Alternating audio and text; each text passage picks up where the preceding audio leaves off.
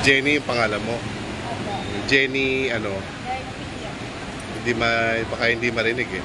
Garcia po. Ano no? Garcia. Oh, Jenny Garcia. Okay. Parang, okay, magandang hapon mga katugon, ano?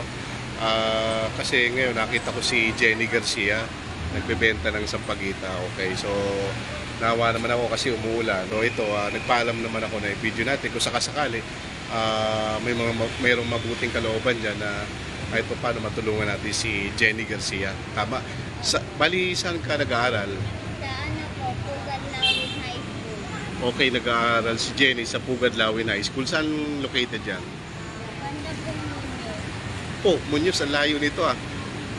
Okay, Muñoz si Jenny nag-aaral, tapos nakarating siya dito sa SM Mega Mall.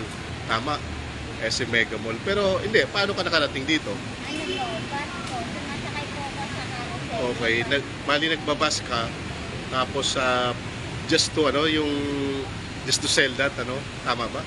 O talagang napadaan ka lang? Hindi po. Talagang bumiyahe po ako. Okay, so talagang bumiyahe ka from from Muñoz dito sa dito ka nagbebenta sa Mega Mall talaga. Every day mo bang ginagawa 'yan? Opo. Oh. Pero saan yung mga magulang mo? Tingnan po na nagbebenta po na mga prutas. O si mama mo nagbebenta ng prutas? Vendor po. Vendor, okay.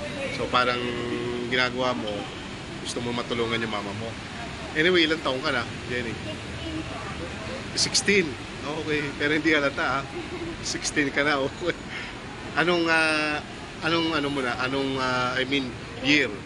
Grade? 10 student po. Grade 10. Pag grade 10 ba ka, ano ba yung graduating ka sa ano?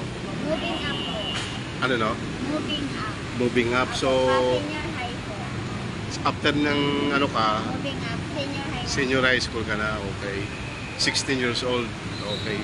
So, ganun mga katubo, nagtatsaga si Jenny na magbenta ng sampagita. Pwede ba tingin nyo sampagita?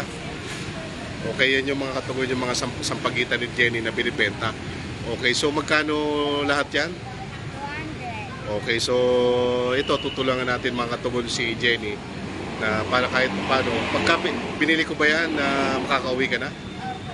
Opo. Okay, para kahit kasi umuulan mga katubo, no? Kung nakikita nyo, malakas yung ulan sa labas, kaya nagpahinga muna ako dito sa may SM Mega Mall, dito sa may Manginasal. So ito, nakita nga ako ni Jenny na binibentahan ako ni Jenny ng sampagita. So naawa naman ako, sabi ko bibiling ko na lang. So ito, binidyo ko para kung sakali na meron nga pong gustong tumulong kay Jenny na may mabuting kalooban dyan sa pag-aaral niya, no? Ilan pa kayo magkakapatid? 4 po. 4. So pangilang ka? Panganay po ako sa Panganay ka. May kakapal po. May kakambal ka, okay. So, sige Jenny, bibiling ko na lahat yan, ano?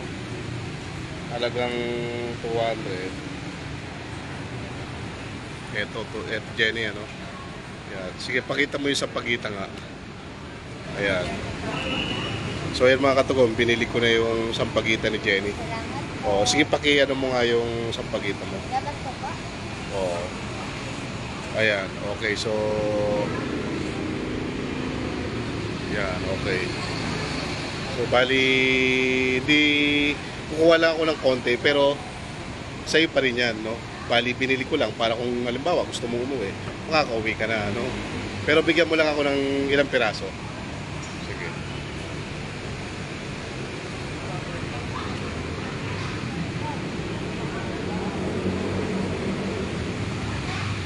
So, ayan mga katugon na hindi, sobrang dami na yan. So, ito lang yung ating kahit 3 piraso lang. So, it's up to you kung bebenta mo pa rin yan, no? Basta kahit paano, natulungan na rin kita, no? Na sa munting paraan natin na nakatulong para sa iyo, no? So, ano masasabi mo? Laking tulong na po ito kasi kaya nakasunugan po kami.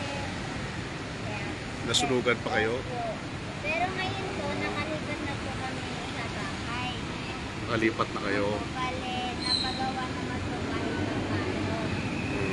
Ito lang po nung alam ko yan. Mga 2 weeks ago po. 2 weeks ago,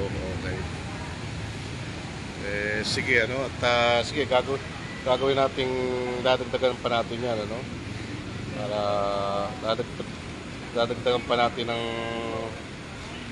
okay, 200 pesos. O, yan, para kahit pa paano makatulong sa iyo, ano. Sana kung ano, di uwi ka na kasi umuulan eh. O, sige Jenny, ano, ituloy mo lang yan, tiyaga lang, balang araw, narating mo rin yung mga pangarap mo, ano. By the way, Aris nga pala. Okay, sige Jenny, maraming salamat sa iyo at God bless sa iyo, no? O, mag-iingat ka sa pag-uwi.